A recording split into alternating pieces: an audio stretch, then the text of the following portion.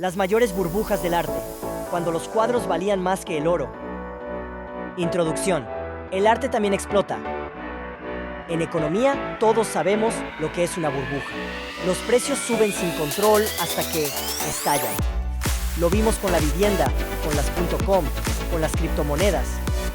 Pero lo que muchos no saben es que el mundo del arte también ha vivido sus propias burbujas, algunas tan espectaculares que dejaron fortunas arruinadas y museos llenos de obras sobrevaloradas.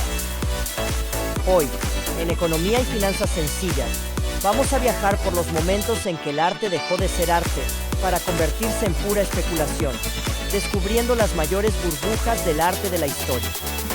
El arte y la burbuja, una vieja historia. El arte siempre ha tenido algo de mercado emocional.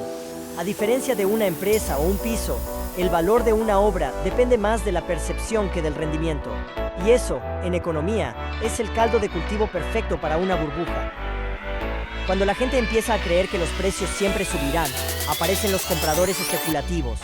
No compran porque les guste el cuadro, sino porque piensan que podrán venderlo más caro. Y entonces, el arte pasa de ser un objeto cultural a convertirse en una ficha de casino. Este fenómeno no es nuevo. De hecho, empezó mucho antes de Picasso o Warhol. La burbuja de los maestros holandeses, siglo XVII. Nuestra primera parada es el siglo XVII, en los Países Bajos. En esa época, Holanda era una potencia económica, y los comerciantes ricos querían demostrar su éxito con algo más que dinero, con arte. Así nació la fiebre por los pintores holandeses, como Vermeer, Frans Hals o Rembrandt. Durante años, los precios de sus obras se dispararon.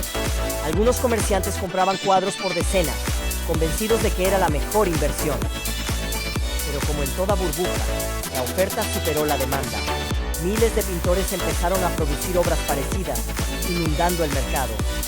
Al final, los precios se derrumbaron y muchas familias perdieron sus fortunas. Curiosamente, esta burbuja coincidió con otra aún más famosa, la de los tulipanes. Sí, en el mismo país, casi al mismo tiempo. Se especulaba con flores y con cuadros. Una lección que demuestra que la avaricia no distingue entre naturaleza o cultura. El boom del arte impresionista, finales del siglo XIX. Avancemos un par de siglos. A finales del XIX, el arte impresionista, Monet, Renoir, Degas, comenzó a ganar fama y valor. Durante décadas, las obras pasaron de ser despreciadas por la crítica a convertirse en símbolos de estatus entre los ricos europeos y americanos.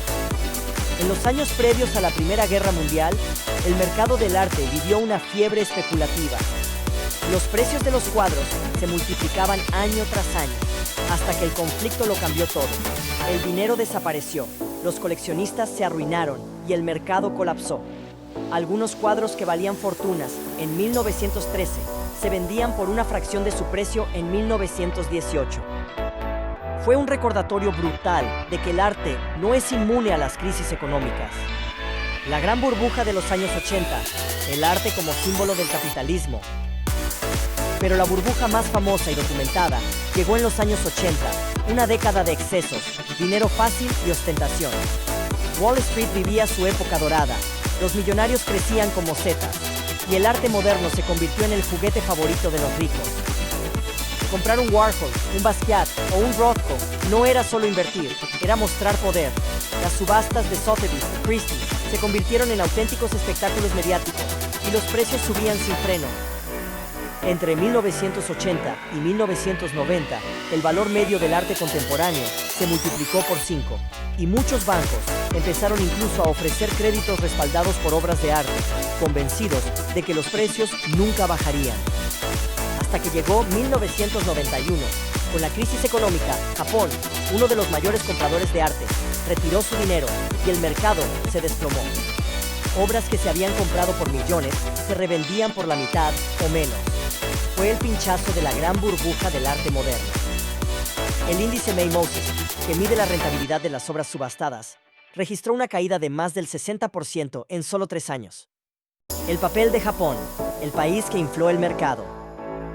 Durante los 80, los coleccionistas japoneses fueron los verdaderos protagonistas.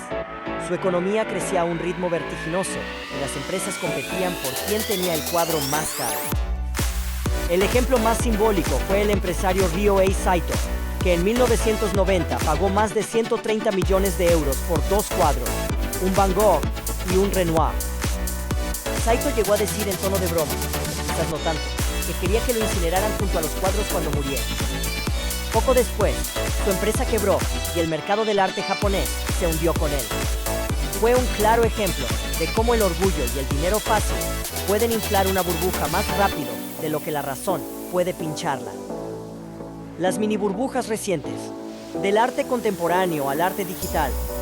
Aunque la gran burbuja de los 80 fue la más llamativa, no ha sido la última.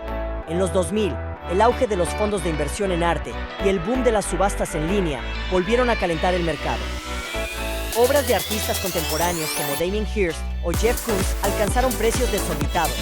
En 2008, justo antes de la crisis financiera, Hirst vendió directamente en subasta más de 170 obras por 150 millones de euros. 2 días después, Lehman Brothers quebró y el mercado se paralizó. Y más recientemente, en 2021, vivimos la burbuja del arte digital, los NFT, archivos digitales vendidos por millones, promesas de revalorización infinita y una historia que ya conocemos. En apenas un año, el valor de la mayoría de esos activos se desplomó más del 90%. Una vez más, la historia se repite. Nueva tecnología, viejos errores. ¿Y cómo reconocer una burbuja en el arte? Entonces, ¿cómo saber si estamos ante una burbuja? Los economistas suelen identificar 3 señales claras. Precios que crecen más rápido que la economía real. Cuando las obras suben un 50% al año sin que haya cambios significativos en la producción o relevancia del artista. Entrada masiva de nuevos compradores sin experiencia. Gente que compra no por gusto, sino por miedo a quedarse fuera. Exceso de liquidez y crédito fácil. Si los bancos o fondos comienzan a financiar compras de arte como si fueran hipotecas, hay que tener cuidado. Y sobre todo, cuando se empieza a hablar más del precio que del arte en sí, probablemente el mercado ya esté inflado. Lecciones de las burbujas del arte. Cada burbuja del arte deja la misma enseñanza. La emoción mueve el dinero más rápido que la razón. Y el arte, al ser un producto tan ligado al gusto y al prestigio, es especialmente vulnerable a la euforia colectiva. Pero eso no significa que el arte no tenga valor. Significa que, igual que con las acciones o la vivienda, hay que diferenciar entre valor y precio.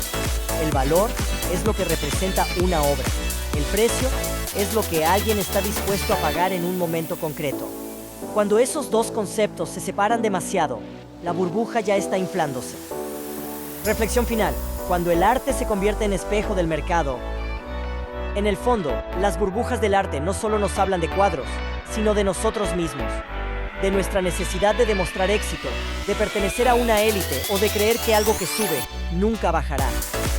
Cada vez que una burbuja estalla, el mercado vuelve a poner los pies en la tierra. Pero tarde o temprano, otra empieza a inflarse. Y quizás sea inevitable, porque el arte, como la economía, vive de las emociones humanas. Y ya sabes, cuando las emociones dominan los precios, el arte se vuelve un espejo del dinero. Y hasta aquí llega nuestra píldora de economía del día de hoy. Esperamos que os haya gustado. Si es así, un like y suscribirse al canal nos ayuda mucho. Y hasta que llegue la próxima aventura, os dejamos este otro video de economía y finanzas sencillas. Hasta la próxima.